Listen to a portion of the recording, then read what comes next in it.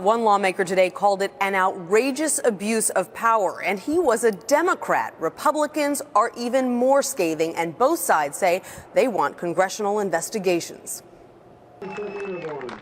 According to a Treasury Department timeline, IRS specialists first began singling out Tea Party groups in March of 2010.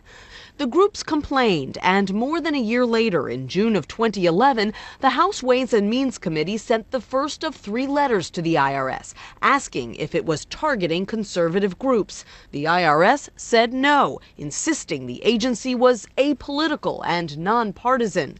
But later that same month, an IRS division head, Lois Lerner, was informed that agents in Cincinnati had been instructed to scrutinize Tea Party applications for tax-exempt status. She instructed that the criteria be immediately revised.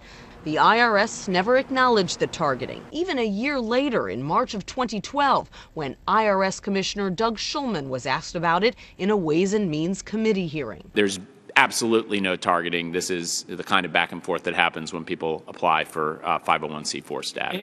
Shulman, a Bush appointee, left the agency in November of 2012 when his 5-year term expired. The IRS claims Shulman wasn't aware of the targeting at the time he testified, despite the actions his own deputy, Lois Lerner, had taken to put an end to the practice 17 months earlier. On Friday, 3 years after IRS specialists were first told to be on the lookout for Tea Party applications, the agency finally admitted its mistake, and then only because the Treasury Department, which investigated the matter at the request of Congress, was about to release its damaging findings.